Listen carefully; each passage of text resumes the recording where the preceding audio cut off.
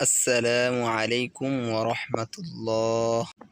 যে ৬টি জায়গায় দান করলে আল্লাহ অনেক বেশি খুশি হন। বৈধ পন্থায় অর্থ সম্পদ উপার্জন করা এবং তা ভালো কাজে ব্যয় করা আল্লাহর বিশেষ অনুগ্রহ। ইরশাদ হয়েছে, আপনি বলুন, আমার রব তার বান্দাদের মধ্যে যাকে ইচ্ছা তার রিজিক প্রশস্ত করেন এবং যাকে ইচ্ছা তার রিজিক সংকীর্ণ করেন। তোমরা যা ব্যয় করবে তিনি এর প্রতিদান দেবেন। তিনি সর্বোত্তম রিজিক দাতা। সূরা সাবা আয়াত ৩৯। মুমিনদের বৈশিষ্ট্য নিজের প্রয়োজন পূরণের পাশাপাশি এসব সম্পদ অন্যের জন্য খরচ করা চাই। তা আল্লাহ বিরুদ্ধের অন্যতম বৈশিষ্ট্য। বিভিন্ন হাদিসে মুমিনদের দান করতে উৎসাহ দেওয়া হয়েছে। আবু হুরায়রা রাদিয়াল্লাহু তাআলা আনহু থেকে বর্ণিত, রাসূল সাল্লাল্লাহু আলাইহি ওয়াসাল্লাম ইরশাদ করেছেন, মানুষ মারা গেলে তার আমল বন্ধ হয়ে যায়, তবে ৩টি আমল রয়েছে, তা হলো সদকায়ে জারিয়া, উপকারী ইলম ও চরিত্রবান ছেলে যে তার জন্য দোয়া করে। মুসলিম হাদিস 1631। এই ভিডিওতে অর্থ ব্যয়ের সর্বোত্তম ৬টি খাত উল্লেখ করা হলো, যেখানে দান করলে আল্লাহ তাআলা অনেক বেশি খুশি হন। তা হলো, নম্বর ১, মানুষের কষ্ট লাঘবের চেষ্টা করা।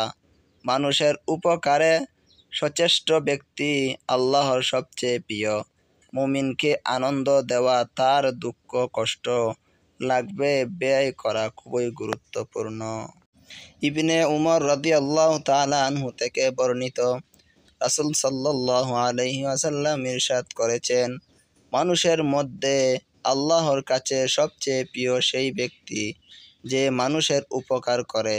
আল্লাহর কাছে সবচেয়ে প্রিয় কাজ হলো কোনো মুসলিমকে আনন্দ দেওয়া কিংবা তার কোনো বিপদ দূর করা বা ঋণ পরিশোধ করা বা ক্ষুধা নিবারণ করা।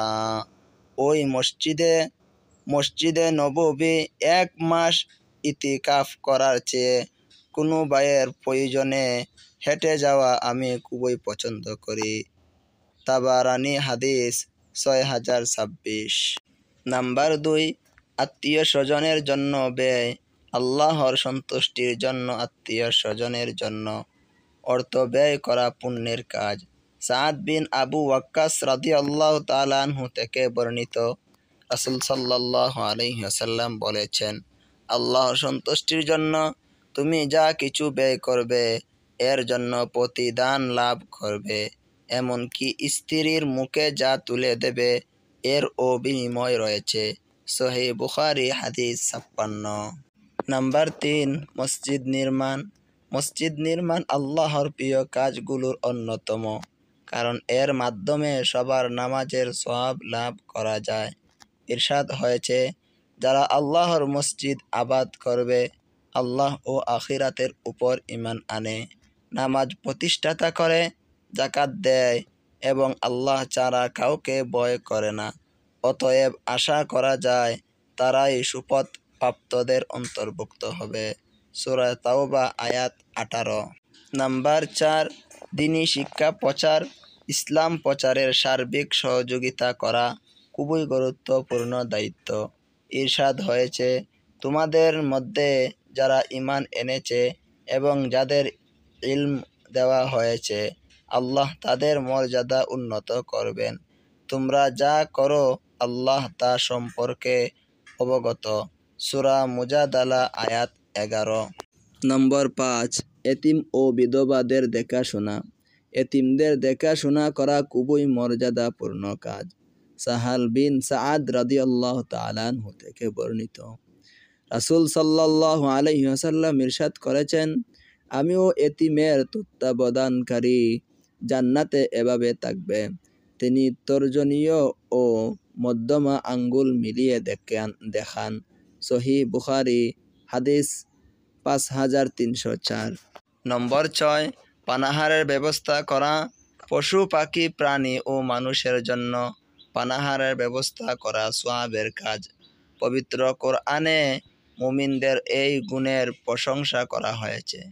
হাদিসে এসেছে, জাবির বিন আব্দুল্লাহ রাদিয়াল্লাহু তাআলা আনহু থেকে বর্ণিত, রাসূল সাল্লাল্লাহু আলাইহি ওয়াসাল্লাম ইরশাদ করেন, যে ব্যক্তি পানির কূপ খনন করে অতঃপর তা থেকে জিন, মানুষ ও পাখি পানি পান করলে কিয়ামতের দিন আল্লাহ তাকে প্রতিদান দেবেন।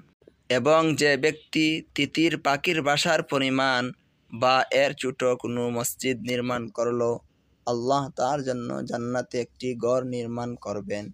ইবনে মাজাহ, হাদিস 738। মহান আল্লাহ তাআলা আমাদের সবাইকে বেশি বেশি দান করার তৌফিক দান করুন। আমিন।